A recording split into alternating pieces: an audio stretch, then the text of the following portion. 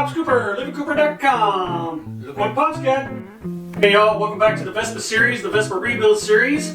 I got this 1980 Vespa P200E that I kind of inherited and I'm rebuilding. And in this episode, this is Episodio Tredici, or episode 13. And in this episode, I'm going to show you how I installed a SIP, speedometer, tachometer, the high beam, turn signal indicators, and the ignition switch inside the handlebar shell. That's in this episode. If you haven't seen the other episodes, check those out. I take you basically from a bare frame to where we are now. So check those episodes out. And for now, let's get started putting this handlebar shell together. Let's go. Let's get started assembling what they call the handlebar shell in the parts manual. And we're going to put in here the speedometer, the ignition switch, the high beam indicator, and the turn signal indicator. We're going to start with the high beam and the turn signal indicators. And here they are. This is the turn signal, and this is the high beam.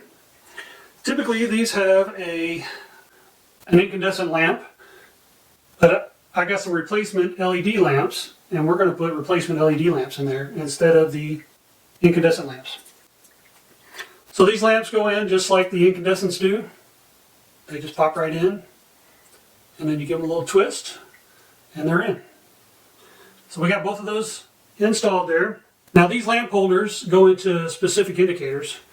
So the one that has the big shroud on it, and inside it's got two skinny little, I don't know if you can see in there, probably not. There's two skinny posts in there, and that is for the turn signal indicator.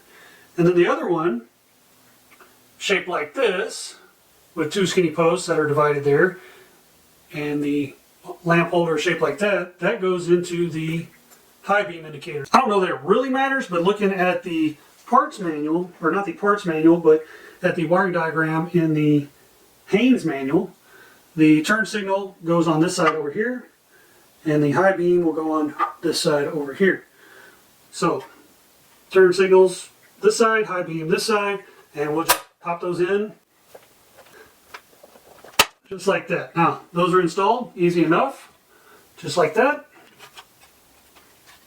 The next thing we're going to put in here will be our speedometer. Now this is the original speedometer, and I could put this in, and I may still put this in at the end. I may take this apart and put this back in, but the bezel was all corroded around here, so my wife's stepdad, he tried to paint this, and he got paint all over it and kind of messed it up. So what he did was he went and bought a different one. Now this is made by SIP, and this is a tachometer, speedometer, and we're going to install this one in this unit. Hopefully it'll work with this unit. It's supposed to work with this unit, but we're going to find out. If it doesn't work, then I'll have to go back and take it apart and put this one in. So let's open this box and see what we have in here. So there's a little owner's manual, operator's manual installation in English. Has a kind of a wiring harness in the box. Another little wiring harness of some sort. I'm guessing for different sensors. The speedometer unit itself. Now, I'm assuming that this is supposed to be a direct replacement for this, since that's the way he bought it. So let's see how this is going to work. So we'll drop this in just like that. Now I think what I need to do here is around here is a gasket. I might need to move this gasket over to this other speedometer housing. Okay, so we got the gasket on here. Now if you look, we'll drop this back in here in just a minute. I don't know how well you can see, but there's like a little guide notch right there. And that is the bottom center of the tach speedometer there. Now if you look inside of our shell housing, I don't know how well you guys can see there. Trying to find an angle where you can see. Right here is where that notch is going to go. So we'll pop this in here just like this and line that up in that notch. So it'll be lined up in there. I don't know how well you guys can see that, but it's lined up in that notch right there, and that's the way it would look. So it's going to be like this. Now this bracket, I'm not sure what these little pieces are, these plastic pieces that are on this bracket. I do not know. I didn't see them in the parts list anywhere, so I'm not sure what that's all about. So I'm not going to really worry about it. But this bracket will go on like so, and it goes basically this direction, where this kind of arrow, if you will, the way this is pointing, points back towards the headlight. So it drops in just like this. And when you look down inside here, which I'm not going to be able to show you from where I'm at here, there are two little tabs that this will kind of go against in there. Okay, so we'll put that on, and then we'll put our retaining nut on here. Okay, so we got our retaining nut on there. Let's see if I can hold it where you guys can see a little better. So the retaining nut's on there. So we'll go ahead and tighten that bad boy down. And I'm not going to really, I'm just going to kind of snug it up for the time being, in case I have to take things loose again. Alright, so there you go, it's snugged up. Now, our speedometer's in, just like that. Very nice. So next step will be the ignition switch.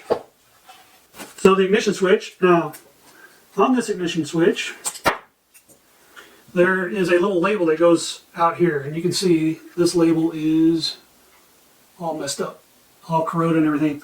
Well, you can't get this little label ring anymore. So what I came up with was, this is a reducing washer for conduit, and the size is perfect. What I have to do is I need to grind it out a little bit in there, and once I grind it out a little bit in there, it will fit over this switch perfect. So it'll go on just like this. And what I will do is, I've kind of made me a little template here, and that template, I'm going to get a sticker made. We have a local company that makes stickers, and I'm going to get them to make a sticker, and then I will put that sticker on this reducing washer so that it will fit on there. And it's galvanized, so it shouldn't rust. So that's the plan for that. So you guys keep watching, and I've got to see about getting a sticker made. Well, now what we got to do is, we've got to make sure that our reducing washers, they won't fit on to this ignition switch. Here's the original, and it slips down on over the ignition switch like that. So the reducer washers that I'm using in place of that, since we can't get that, they won't exactly fit down there. So I'm going to use my Dremel to kind of ream these out.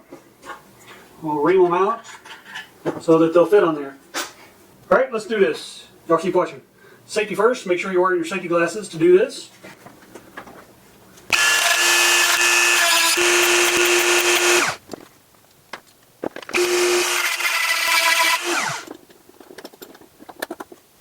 Alright y'all, there you go. I got my two washers reamed out so that they'll fit. Now they'll fit, now we just got to get our stickers. I got my stickers. And I put this one on, but I didn't like it when I put it on because the reducing washer has the reducing part, I guess, bumps out. So I took my other one, because I had two of these reducing washers somewhere. What do I do with it? Oh. So I took my other one and I got the little ball peen hammer and I flattened it out. And this little bump on this one, when I put it in, I couldn't tighten down the nut that goes on top enough. So that's why I flattened this one out. And now we're going to go ahead and put the sticker on. And I think I like the white. Put the white on there. I got it in clear as well, but I think I like the white better. So I'm going to put the white one on here. And those stickers cost me like $4, $5, something like that. It was pretty cheap to have them made. And they're supposed to be all weather, blah, blah, blah. We'll see. So I'm going to put that sticker on here now and put this ignition switch in. Let's do it.